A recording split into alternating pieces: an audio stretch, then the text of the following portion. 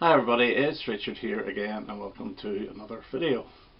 Now this is going to be another ranking video, album ranking video, and this time it's Toyah. Now I will admit that I've only recently been into Toyah. I knew her singles from the 80s. In fact, I had this album, I bought this album in the 80s, which is Toyah, Toyah, Toyah, All the Hits, which is a 16-track album featuring all the singles plus a few choice album tracks from 1980 to 1983, and it's absolutely brilliant. Unfortunately it's a K-Tel album, so the songs are really squashed up together. So I would love to see a double or even a triple vinyl Toyah hits album come out, because she is an absolutely excellent artist. I did then get a couple of albums about 3-4 years ago. Anthem and The Changeling, played them a few times, enjoyed them. But it's about a year and a half ago, or a year and 4 months ago, I really got into Toyah and started buying absolutely everything. So a year and 4 months is not a lot of time to fully digest 19 albums. So this is like an initial ranking video for me, almost an initial thoughts, and if this video, if I was to do it again in about 3 years time, it might change. So first of all, I will say there's 2 albums that are not going to be ranked. All the studio albums are, but this one here came out around 1984-85, and this is Mayhem. And after she left Toyah the band and the Safari label, they released this album, which is really a bunch of outtakes, and it is very good. And I'm not going to include this one, Mesmerized, which was released last year for Record Store Day, and this is outtakes again from 1985 to 1994, which is also a very good album. She's also had 2 live albums, Toyah, Toyah, Toyah and Warrior Rock, which are excellent, but they're not going to be ranked. Okay, so starting off at number 19. First of all, I will say Toyah was actually a band from 1980 to 1983. Some of the members changed, but the one person along with Toyah that was always there was a guy called Joe Bogan, or Joe Bogan, I'm not too sure how you pronounce his name, but Toyah and him wrote the songs together. Toyah was also in a band in the 2000s called The Humans, and they released 3 albums, and I am going to include those as well. So starting off the ranking, and at number 19 from 1995, it's an album called Looking Back, and this is pointless. Basically all this is re-recordings of hits, that's it. And I think there's the odd LP track on this as well, re-recorded. Why? I do not know. But you play it once, you never play it again. And at number 18 we have this one here, which is the Acoustic album, which is, guess what, re-recording of a lot of hits, and a lot of them are the same hits. Again, it's nice to listen to once, but you would never listen to it again. And this is from 1986. Both those albums failed to chart. Okay, at number 17, and this is a 6-track album, and it's called Velvet Lined Shell, and this is not too bad. It's actually quite rocky. There's 2 songs in particular that I do like, and it's Velvet Lined Shell, the title track, and Mother. They're a little bit more atmospheric than the rest of the album. I think it's maybe a little bit almost grungy at times. It's okay, it's not bad, but it's not my favourite. And that was from 2003. And from 1993 we have a double album called Take a Leap. Now the reason this is so low is because there is about, how many is there? 4, 7, 9, there's about 18 to 20 songs on this. 6 of them are brand new songs, and guess what, the rest of them are old hits re-recorded. This was the first time she did it, so she's done it 3 times. This from 1993. So I'm really only judging this on the 6 new songs, and Velvet Lined Shell only has 6, but I think these ones are slightly better. You have Invisible Love, which is an absolutely brilliant song. It's one of her best, and that's what makes this a little bit higher. And the Now I'm Running, the opener, is actually very good. But it's standard rock fare. It's not bad, but it's nothing spectacular. And from 1987 at number 15 we have Desire. Now, none of these albums have charted, including this. This is the one with the cover of Martha and the Muffins' Echo Beach on it. Is it pointless? Well, it probably is, because Martha and the Muffins version was only 7 years previous. But I do like this version as well. I love the video for it. And there's also a version of Love's Unkind by Donna Summer, which she does a decent enough version, but it's again a little bit pointless. The other hit single off this, the other single was Moonlight Dancing. I don't think it charted at all. And there's a few other decent songs on here, like Revive the World, Deadly as a Woman, Goodbye Baby, but it's quite a dated album, and it's one that doesn't really stick. I've played this a few times and I find it hard to recognise the songs. I enjoy it when I hear it, but as I say, it doesn't stick. So that's my number 15. At number 14, and a number 22 album, and it's their last album released last year, and it's Posh Pop. Now this took me a while to get into. It is a decent album, but not everything is brilliant. The opening single, Levitate, I think is bland. I think it's very standard rock fare, but she does have a song called Zoom Zoom, which is all about Zoom meetings, and I think is really, really good. There's two songs on here in particular, Barefoot on Mars and Take Me Home, which are really strong songs. It's an okay album. Again, it doesn't have that magic of some of the 80s stuff, but it's not bad. Monkeys is not a bad song, and Summer of Love is actually very good as well. So a decent album. At number 14 is Posh Pop. At number 13, and a number 74 album, originally released in 2008, and this is In the Port of the Crimson Queen. This is the 2019 version, I think, with an extra track on it called Dance in the Hurricane, and it only charted on the second release, not on the initial release. Dance in the Hurricane is a brilliant glam song. I absolutely love it. Sensational was the single, which is really good. Love Crazy, excellent. Angel and You, catchy as hell. There's a little bit of everything on here. A little bit of Stones rock, there's a little bit of hard rock, a little bit of almost rockabilly. It's a really good album. I enjoy it. But whenever I was playing this over the last week or so, I didn't quite enjoy it as much as I thought I did. It's still good, but it only gets my number 13. Now number 12, 11 and 10 are all the Humans albums, and I'm going to put them in this order. For 12, it's We Are the Humans. Now the Humans really were Toyah, Bill Riefin on drums, who drummed for REM, and Chris Wong on guitars and basically everything else. They did 3 albums. Some of them are very atmospheric, a lot of them are very bass heavy, where the bass guitar is the prominent instrument. They're not very catchy, but they're an enjoyable listen. Again, they don't really stick too much with me, but I still do enjoy them. We Are the Humans, this is the first one, by the way, from 2009, called We Are the Humans. And songs like We Are the Humans is fine. Is It Wrong is okay. Noise in Your Head is a decent song. These were just released as the Humans, but now the LPs have come out as Toyah and the Humans. So it's obviously to market them and try and flock a few of them. It's a decent album, as I say, quite atmospheric. Very bass heavy, but enjoyable.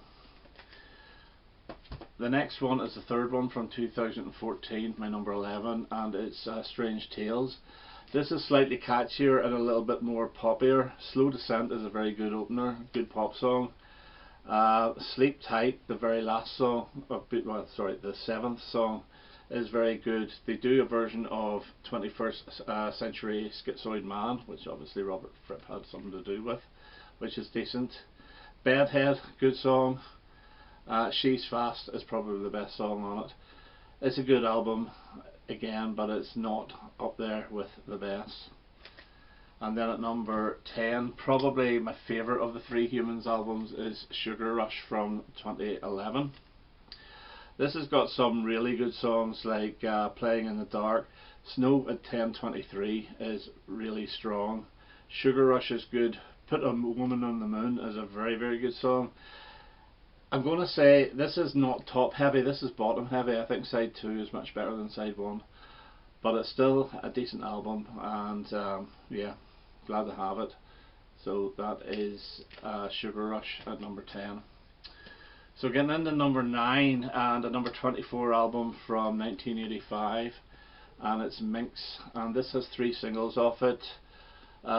Don't Fall in Love, I Said, which I do like a lot. Soul Passing Through Soul, which I love. And World in Action, which I put last in my singles ranking, but I actually really do like it now. This is quite dated. Soldier of Fortune, Terrorist of Love has got a very dated sound to it, but again I still like it. Sympathy is a song which is just, she sings backed by a string orchestra, and that's it, and it is very good. All in a Rage is good, and Space Between the Sounds is good. I do enjoy this. The one thing I don't like is she does a version of Alice Cooper's School's Out, which I think is, again, pointless. But yeah, it's a decent album from 1985, and it got to number 4 in the charts. A number 8, and from 1983, and a number 28 album, and it is Love Is the Law. Yeah, the 2 singles off this are Rebel Run, which I like, and The Vow, which I absolutely adore. This is quite a strong album. There's 2 absolute brilliant songs on this, Martian Cowboy and Dreamscape, really good, but some of this suffers again from that 80s sound. For example, Broken Diamonds and I Explode are very mid-80s sounding, even though this is only 1983, but they're still decent songs. Love Is the Law is decent as well, Rebel of Love. It's a good album. It's not spectacular, but I slightly prefer this over Minx, and this is the last album by Toyah the band, so it gets my number 8. Now number 7 is a bit of a surprise, and this is from 1994, and it is an album called Dream Child. Now this album, Toyah has actually got very little to do with it. All the songs are written by a guy called Mike Bennett, and it was for a musical called Cindy X, which never happened. So the songs were rearranged, completely abandoned and revamped for this album. This has actually got a club sound to it. It's like an Ibiza type album. And there's little bits of Mike Oldfield in here as well, I hear, and I think it's a really good listen. Now and then it has that sort of dancey electric piano sound to it, but it's a good song. World of Tension is a great sort of dance song, but the track Out of the Blue is simply gorgeous. It's absolutely gorgeous. Unkind is very good. This is a really good listen. Unfortunately, as I say, I think Toyah only supplied a few lyrics to one of the songs, and that was it. But I really do enjoy it, and it gets my number 7. Didn't chart. Okay, at number 6, and we're getting into the heavyweights here, and I'm going to give it to The Blue Meaning from 1980. And this has got one of her best singles. I think it's her second best single, I.E.A. on it, and it's about 6 or 7 minutes long, and it's absolutely magnificent. Spaced Walking has her singing with helium, so it is very, very funny, really good. Tiger Tiger, Insects are really, it's a dark, deep album, it really is. It's very Susie and the Banshees, but I think it's so good. Ghosts is a fantastic song. Mummies and Blue Meanings is probably the second best song off it. Really good album. It got to number 40 in the charts from 1980, and it was her second album from 1980. So that's my number 6. And so at number 5, I'm going to give it to Sheep Farming in Barnet, a number 99 album from 1980. An EP came out with about 6 or 7 of these tracks on it, and they're all on this album. So this is just an extension of that EP. It's filled out to make an album, and it really is good. So it has Neon Moon on it, which is a fantastic single. It also has Danced, one of her best ever songs, although I do prefer the live version of Toyah, Toyah, Toyah, and even the one off Warrior Rock. Our Movie is a fantastic song as well, and then you get Computer, which is really good, and Victims of the Riddle, which is her debut album, which makes her sound like Yoko Ono. She's screaming and all the rest of it, but it's a really good track. I think it's a very strong album, a very strong debut album, and it gets my number 5. A number 4, and from 1982, and a number 6 album, or second highest charting album, and it's A Changeling. Now there's only one single off this, Brave New World, which is excellent. For me, Street Creature should have been a single, and it would have been another huge hit. It's absolutely brilliant. I do like Creepy Room, the opener. It's a weird opener. You have Angel and Me, which has almost got like a country hoedown feel to it, but excellent song again. Castaways is very, very good. Dawn Chorus is a fantastic song. And then you have Run Wild Run Free, which usually gets on most of the compilation albums. Very, very strong album from 1982, and it gets my number 4. A number 3 from 1981, and a number 2 album, and it is her biggest album to date, and that is Anthem, and this has 2 huge hit singles. The Fantastic, It's a Mystery. I never get fed up with that. I absolutely love it. It gets better and better and better. And equally as good, I Want to Be Free, which I love too. Some really good songs off this again. Jungles of Jupiter, if there was ever going to be a 3rd single, it would be it. And We Are, if there was ever going to be a 4th single, it would be it. Really good songs. Obsolete, brilliant song as well.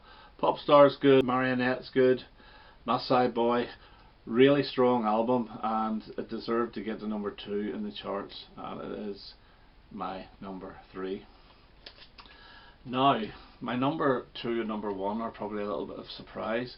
My number 2 is from 1988, and it's an album called Prostitute. Now, all the songs are merged together, they're all segued together, and I suppose it would be better to listen to it on CD, although I don't have the CD. This is a concept album, and side 1 is Lie Down, and side 2 is Think of England. So it's actually quite funny, and the very first track, Hello, is only 1 minute and 20 seconds long, and Toyah's laughing her head off on it. It's so funny. But there's no singles taken off this, and I can see why, but as a whole it is a great listen. Although, in saying that, Falling to Earth could have been a single, and Jazz Singers in the Trees maybe as well. But it's a really good listen. I thoroughly enjoy it. It does have a bit of an 80s sound to it, but that's okay because it really does work. And maybe a little bit of jazz in here as well, but it works as well.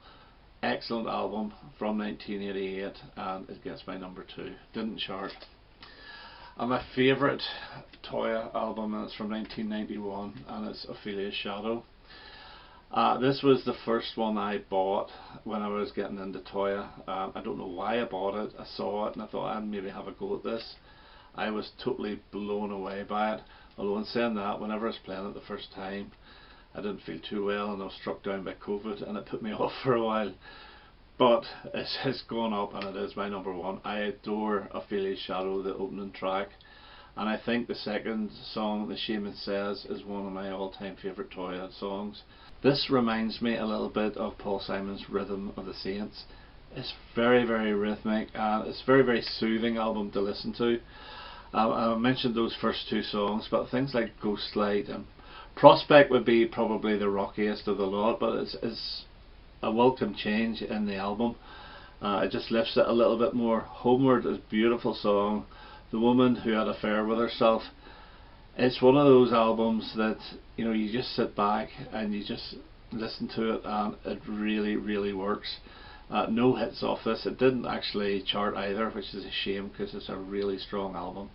But yeah, Aphrodites Shadow from 1991, I can't recommend this enough. It's a really, really good album, and that's my number 1 Toyah album. Okay, that's my ranking of the Toyah albums, and as I said, I've only been in tour for about a year and a bit, and I was playing all these albums in the car last week, and it's so difficult to put them in order. I'm not overly familiar with any of them apart from maybe the first two, which tended to get played a little bit more.